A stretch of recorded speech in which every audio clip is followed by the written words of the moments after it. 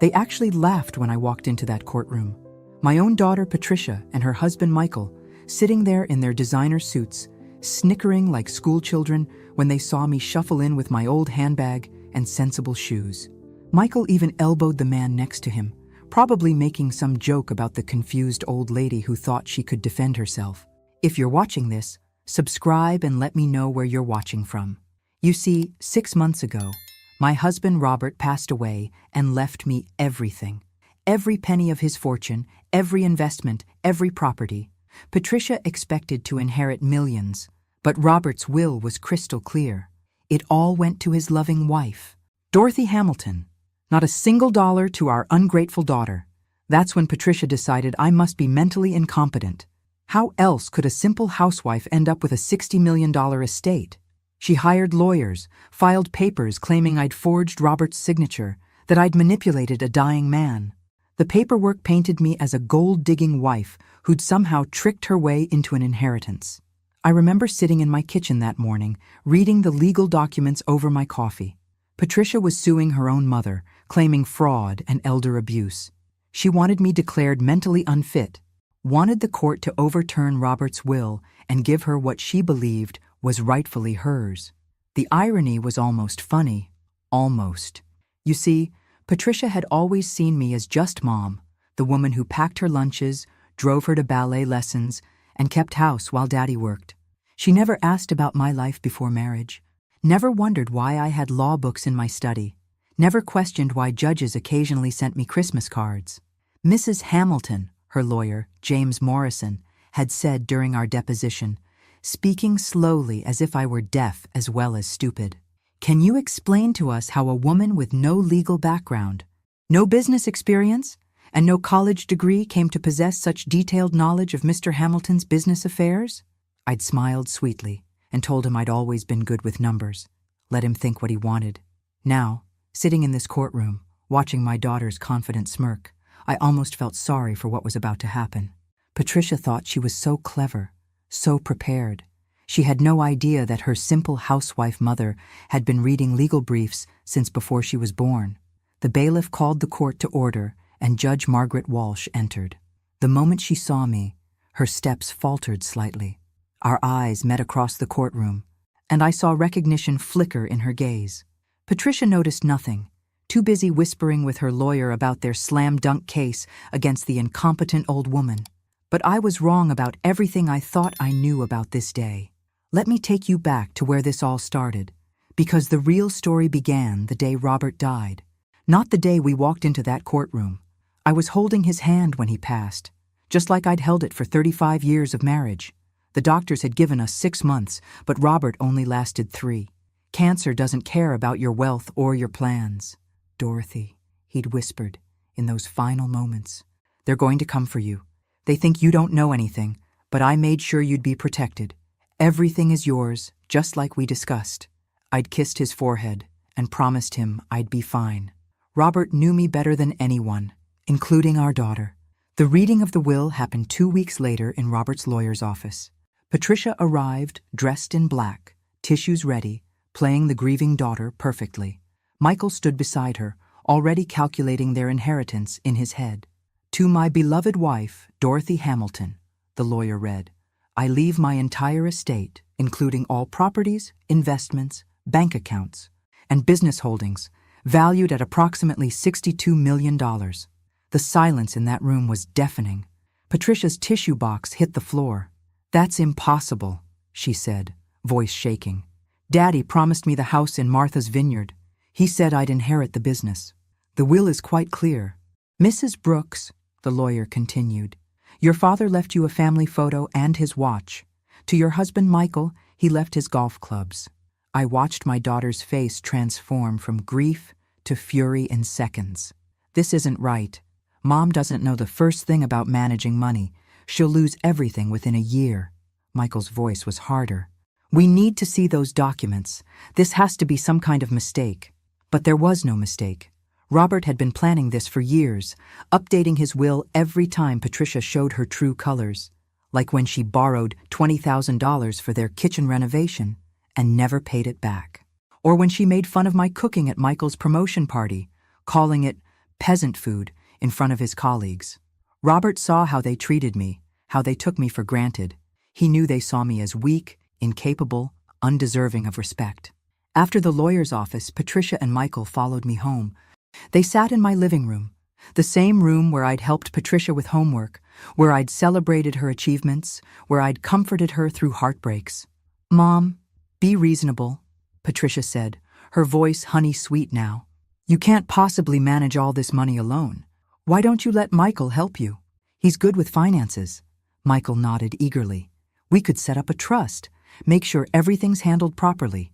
You wouldn't have to worry about any of it." I poured myself tea with steady hands. "I appreciate your concern, but I'm perfectly capable of managing my own affairs." "Are you, though?" Patricia's mask slipped slightly. "Mom, you've never even balanced a checkbook. Daddy handled everything." That's when I realized what they were really planning. The lawsuit papers arrived on a Tuesday morning, delivered by a serious young man who looked embarrassed to be serving a grandmother. Patricia had wasted no time. I read through the petition while my coffee grew cold. According to these documents, I was suffering from dementia, had been manipulated by unknown parties into forging my husband's will, and posed a danger to myself with my irrational financial decisions. The evidence they'd gathered was almost impressive in its creativity.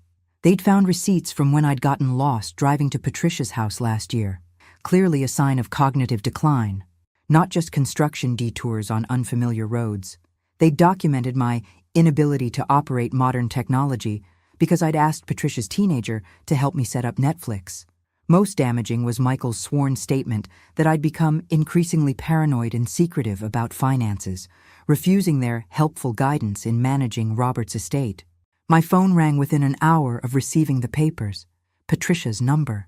"Mom, I'm so sorry you had to find out this way," she said, not sounding sorry at all. "We tried to talk to you reasonably, but you're just not capable of handling this responsibility." "I see," I said calmly. "The good news is, once the court declares you incompetent, Michael and I can take care of everything. You'll have a nice allowance, enough for your needs, and you won't have to worry about all those complicated investments and business decisions."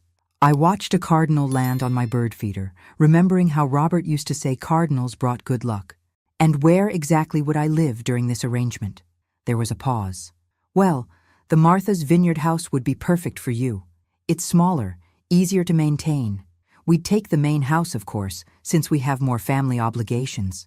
Of course they would. "Patricia, do you really believe I'm mentally incompetent?" "Mom, it's not about belief. It's about reality. You married Daddy when you were 25 and never had a career. You don't understand business or law or money management. This inheritance is too much for someone with your background. As if 30 years of marriage and motherhood had erased everything I'd been before." "I understand you've hired James Morrison to represent you," I said. "How did you—" She caught herself. "See, this is exactly what I mean. You're becoming paranoid, suspicious. It's not healthy." After we hung up, I sat in Robert's study, surrounded by his books and awards. On his desk was a photo from our wedding day. Me in my simple white dress, him looking at me like I held all the answers in the world. Robert knew this day would come.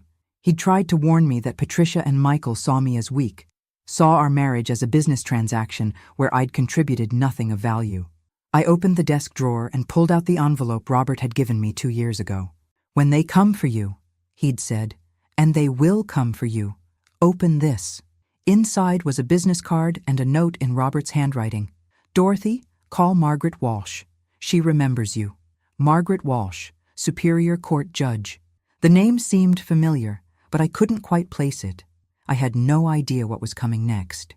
I decided to visit Patricia one more time before this legal war began in earnest. Maybe, just maybe, I could make her understand what she was doing to our family. Their house was everything mine wasn't. Modern, cold, impressive. Patricia had redecorated again since Robert's funeral, I noticed. New furniture, new art, all paid for with money they'd borrowed from us over the years. "Mom, what a surprise," Patricia said, though her tone suggested it wasn't a pleasant one. "Michael's at work." Good, I thought. This conversation needed to happen between mother and daughter. I sat in their pristine living room. Accepting the coffee, she offered more out of habit than desire.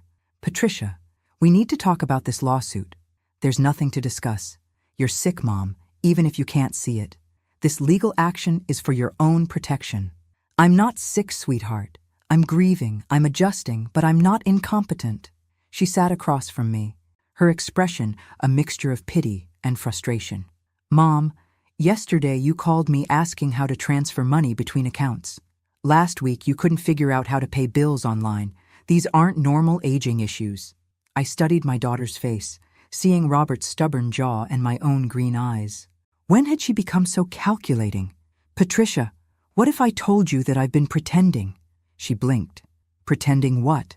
Pretending to be helpless, pretending to need help with things I understand perfectly well. For a moment, uncertainty flickered across her features. Then she shook her head. Mom, that doesn't make any sense. Why would you pretend to be confused?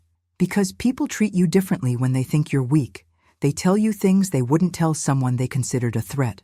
Patricia's laugh was sharp. A threat? Mom, you're 65 years old. You haven't worked outside the home in 30 years. What kind of threat could you possibly be? I stood up, smoothing my skirt. The kind you're about to find out about. What's that supposed to mean? I paused at their front door, my hand on the brass handle Robert had admired when we'd helped them buy this house. It means, Patricia, that you and Michael have made a very serious miscalculation about who you're dealing with. Mom, you're scaring me now. This paranoid talk is exactly why we filed the petition. I turned back to her one last time. I love you, Patricia. I always will. But I won't let you or anyone else steal what your father worked his entire life to build. Driving home, I felt something I hadn't experienced in years. Not fear, not sadness, but anticipation. Patricia thought she was hunting a rabbit, but she was about to discover she'd cornered a wolf. That evening, I made the phone call I'd been putting off. The number on Margaret Walsh's business card rang twice before a familiar voice answered. Judge Walsh's chambers. This is Dorothy Hamilton. I'd like to speak with Margaret about a case coming before her court. There was a pause. Dorothy Hamilton? As in Dorothy Mitchell Hamilton? Yes. Please hold. Another pause, longer this time, then, Dorothy? My God, is it really you? Little did they know, I had been preparing for this moment my entire life. Margaret? I said into the phone, 30 years of memories flooding back. It's really me, Dorothy Mitchell. I should have realized when I saw the name on the docket. Hamilton versus Hamilton. Your daughter's suing you? I could hear the disbelief in her voice. Margaret Walsh had been Margaret O'Brien when we were in law school together at Harvard. We'd studied together, competed together, graduated in the same class of 1982. She thinks I'm an incompetent old woman who stumbled into a fortune, I said. She has no idea who I used to be. Margaret's laugh was the same as it had been 40 years ago. Dorothy, the destroyer Mitchell. Incompetent? That's rich. Do you remember the Hartwell case? You eviscerated 3 expert witnesses in one afternoon. I did remember. It had been my biggest case before I retired, before I met Robert, before I became just Mom. Margaret, I need to ask you something. Can you ethically hear this case? Given our history? We were colleagues, not close friends. And it's been decades since we've spoken.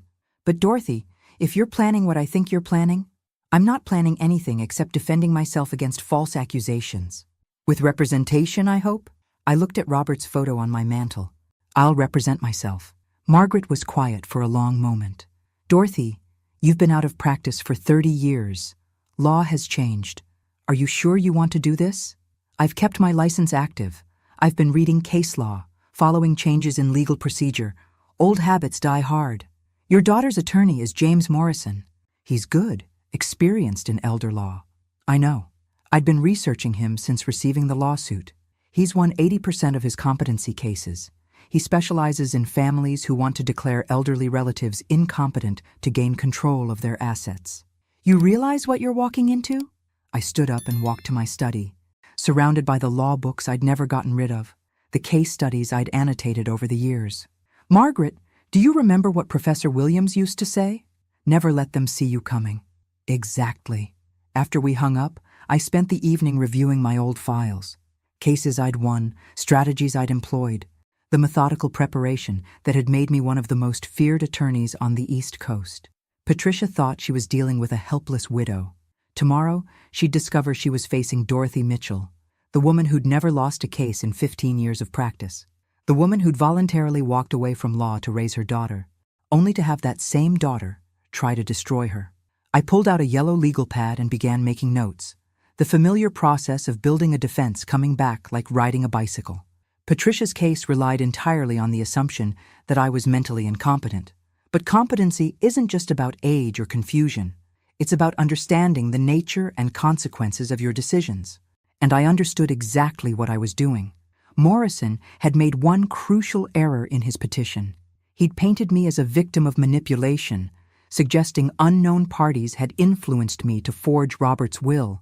But Robert's will had been witnessed by 3 people and notarized. The signatures had already been verified by handwriting experts. So where was this alleged forgery? I smiled, making another note. Morrison was fishing, hoping I'd panic and accept a settlement. He was counting on me being overwhelmed by legal procedures, frightened into giving up. Tomorrow would change everything. The morning of our first court appearance, I dressed carefully, not in the designer suits Patricia expected, but in my old navy dress with sensible shoes. Let them think what they wanted. Patricia and Michael arrived at the courthouse looking confident. Morrison had clearly told them this would be a simple hearing, just a formality before the competency evaluation. I sat alone at the defendant's table. No attorney beside me, no briefcase full of documents. Just an old woman with a handbag, exactly what they expected to see. Judge Walsh entered, and I watched Patricia's face for any recognition. Nothing. Margaret had changed over the years, too. Her red hair now silver. Her freckles faded, but her sharp blue eyes were exactly the same. Your Honor, Morrison began, standing with practiced authority, this is a straightforward case of financial elder abuse and potential fraud. Mrs. Hamilton, the defendant, has been left a substantial inheritance under questionable circumstances. I listened as he painted his picture of me, confused, vulnerable, easily manipulated. According to Morrison, I'd somehow forged my own husband's will, despite having no legal knowledge or understanding of estate law. The plaintiff requests an immediate competency evaluation and temporary conservatorship to protect Mrs. Hamilton's assets from further mismanagement. Judge Walsh looked at me. Mrs. Hamilton, you're representing yourself in this matter? I stood slowly, playing the part they expected. Yes, Your Honor. I couldn't afford an attorney. Patricia actually smirked at that. Do you understand the nature of these proceedings? I believe so, Your Honor. My daughter thinks I'm not smart enough to manage money. Morrison objected. Your Honor, this oversimplifies serious allegations of mental incompetence and fraud. Sustained. Mrs. Hamilton, do you understand that the court is being asked to determine whether you have the mental capacity to manage your financial affairs? Yes, Your Honor. And do you wish to contest